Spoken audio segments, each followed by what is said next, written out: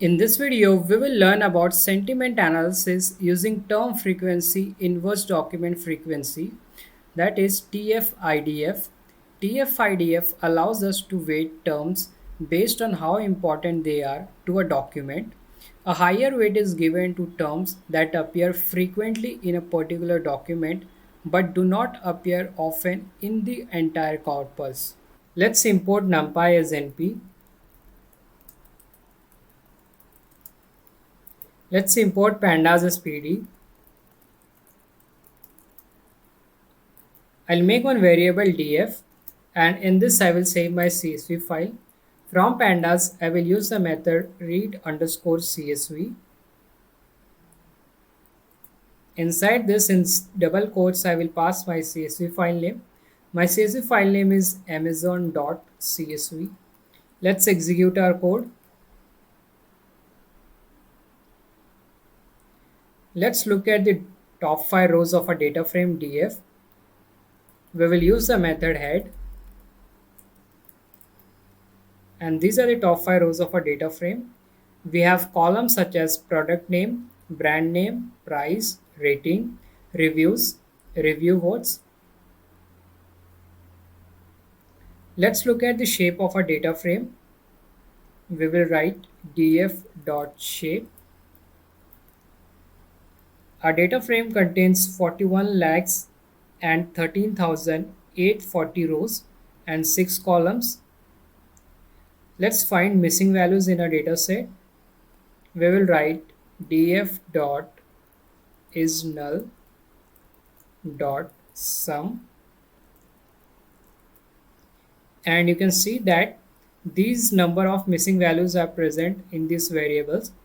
In the variable brand name, we have 65,171 missing values, while in the variable price we have 5,933 missing values. We can also sort this in ascending or descending order.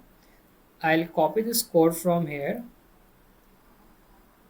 I'll paste it here, and now I will call sort underscore values, and then I'll pass one parameter ascending is equal to false.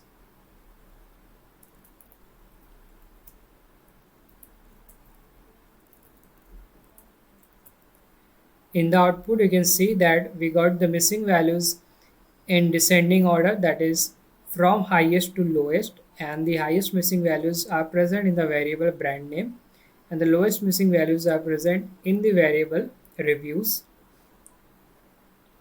Let's drop the missing values. We will call data frame df dot drop na, and we will pass one parameter in place is equal to true. Let's execute our code. Let's again verify whether there are any missing values left or not. I'll copy this code from here, and now we should get 0 because we have dropped all the missing values. Let's execute our code. In the output, you can see that we are getting here 0 because we have dropped all the missing values here. In a data frame, there are so many columns, but we will be focusing on 2 columns, and those columns are ratings and reviews. We will work on these 2 columns. Ratings will be our target variable and reviews will be our independent variable. We will be using review column to predict the ratings. Let's look at the unique rating present in our variable rating. I'll call a data frame df, then I will pass rating, and to get the values we will type value underscore counts. I have to put G here. Let's run it again. In the output, you can see that we have 5 ratings in our column rating, and these are 5, 1, 4, 3, 2, that is 1, 2, 3, 4 and 5.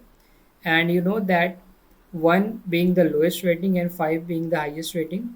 When you download any software or any app on your mobile phone from Google Play Store, you go there and you give ratings to the app.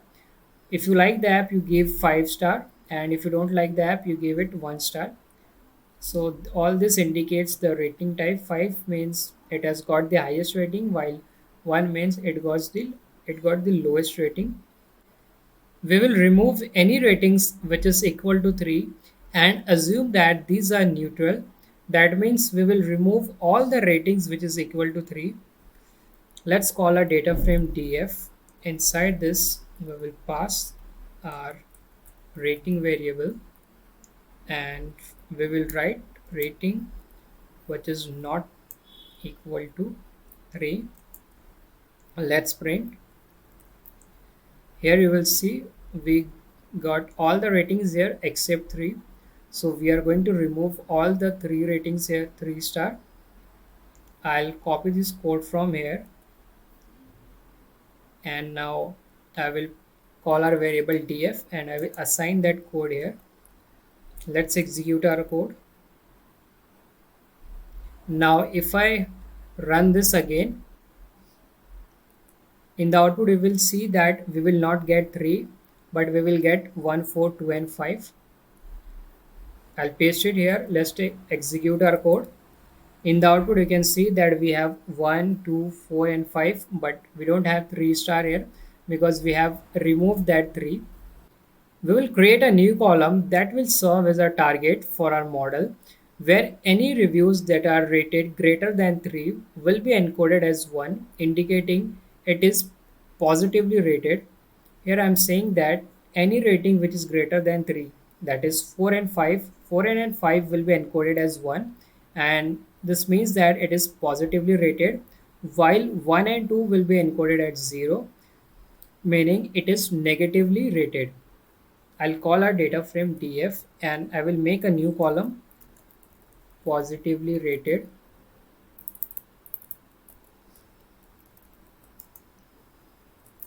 And this will be our new target variable.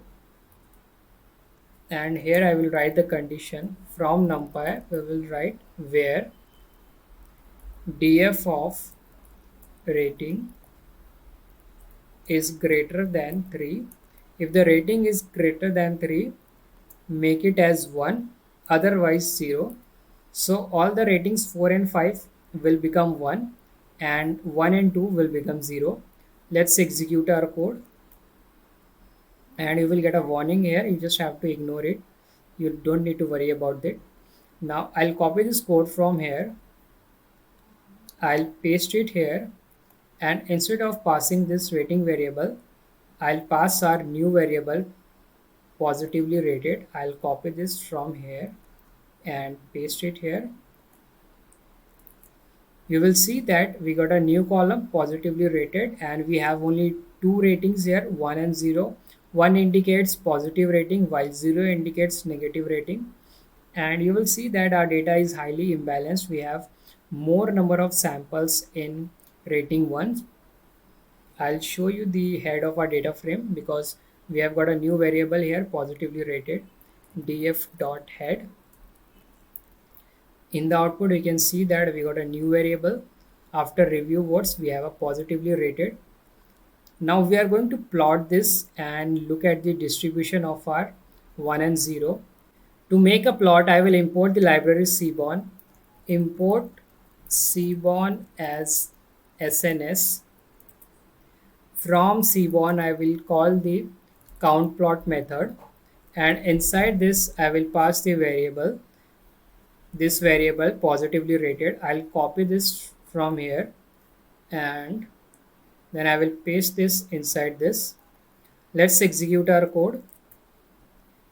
In the output you can see that it is highly imbalanced. Most of the samples belong to class 1 while less samples belong to class 0.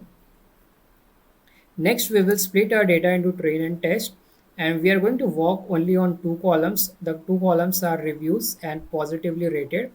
Review column is our independent variable while positively rated is our dependent variable or target variable. From scikit-learn dot model selection import train test split. Now I will make variables xtrain, xtest, ytrain, ytest, and then I will call this function train test split, and inside this I have to pass these two variables, these two column names, reviews and positively rated. So I will type df of reviews, and I'll just copy the column name from here, reviews. Then I have to pass the next column name, df of positively rated, which I can copy from here. I'll copy it from here and paste it here. And the next parameter we have to pass is a random state. And you can put any number here. If you want your result to be same as mine, you have to put 50. Let's run our code. We have successfully split our dataset into train and test. Let's print our variable xtrain and ytrain. Print xtrain. In xtrain we have reviews and ratings. We can also type print ytrain, print ytrain. And in ytrain we only have ratings, that's why we got here 1 and 0. We can also look at some rows of this xtrain. I'll type xtrain, and then let's import TF-IDF from scikit-learn. From scikit-learn dot feature underscore extraction dot text import TF-IDF vectorizer. Let's make one variable vector, and let's call our class TF-IDF vectorizer. Now we are going to fit this on training data xtrain. We will pass our xtrain. Let's execute our code.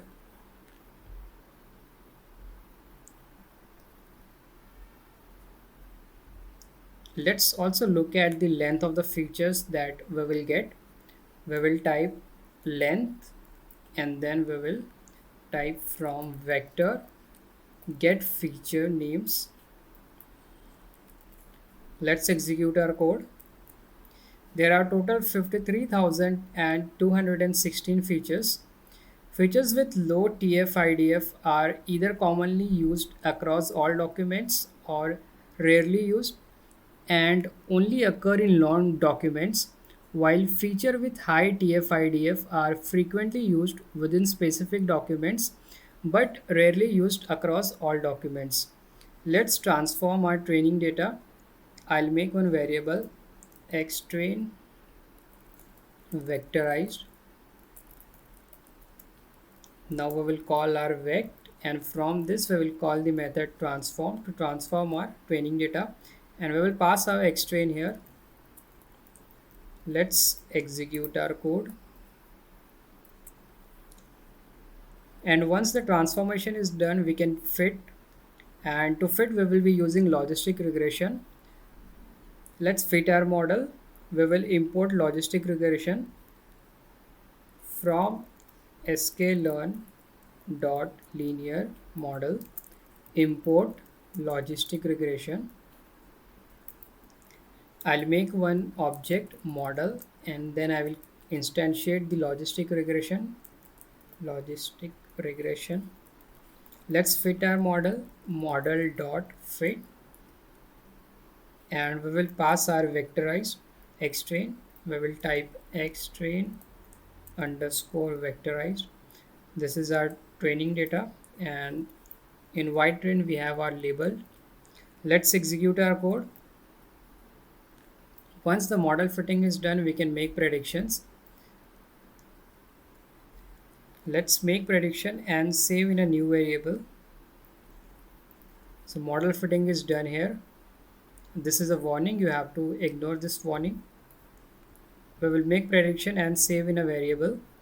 I'll make one variable predictions, Then I will call our model, and from that I will call the method predict, and I'll pass our vector transform xtest. We want to make prediction on xtest, but before we pass this xtest, we want to make sure that we are transforming it, and that is why we are using transform from our vector. Let's execute our code. Let's print our variable predictions in which all the prediction data have been stored. Print prediction, and these are the prediction 1 0. 1 means positively reviewed and 0 means negatively reviewed. Let's compute the area under the curve, that is the AUC value. Compute AUC from scikit-learn dot metrics import ROC AUC curve, ROC AUC score, print. We will print the AUC score, AUC, and then we have to pass this function ROC AUC square. Inside this we will pass our actual values and the predicted values. The actual values are stored in the variable ytest. We will call our ytest here, and the predictions are stored in our predictions variable. You can see here we have stored the prediction in this variable. Let's execute our code. In the output you can see that we got the AUC score of 0.92, that is 92%, which is quite good for this sentiment analysis model. Let's look at which features have smallest and largest TF-IDF. First we will save the feature in a variable and sort it. I'll make one variable feature underscore names.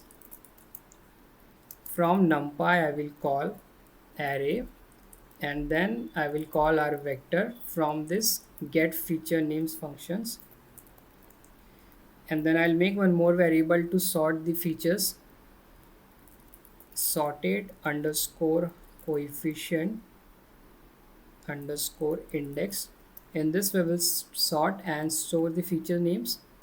We will call model dot coefficient 0 dot arc sort. Let's execute our code. Let's print 10 smallest features with smallest TF-IDF. Print smallest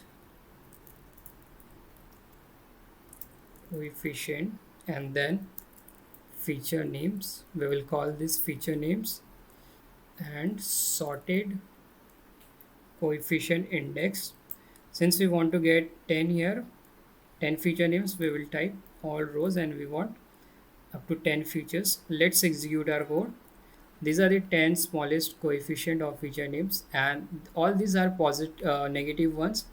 You can see here we have all the negative words: not, worst, useless, disappointed, terrible, waste, return, poor, horrible, open, and doesn't. All these are negative words here. Let's look at the features with largest TF-IDF coefficient. Print largest coefficient, and then we will call our feature names, sorted coefficient index, and this time we want to check it from bottom. I'll type here -11 up to -1. Let's execute our code. In the output you can see that we got the 10 largest coefficient, and all these words are positive, and you can read here love, great, excellent, perfect, amazing, awesome, perfectly, easy, best, loves. All these are positive words. And here you will see that these smallest features either commonly appear across all reviews or only appear rarely in very long reviews. And these largest features with largest TF-IDF contains word which appear frequently in a review but did not appear commonly across all reviews. This is how you can do sentiment analysis, and you can use TF-IDF. If you like my video, please subscribe to my channel. Thank you for watching.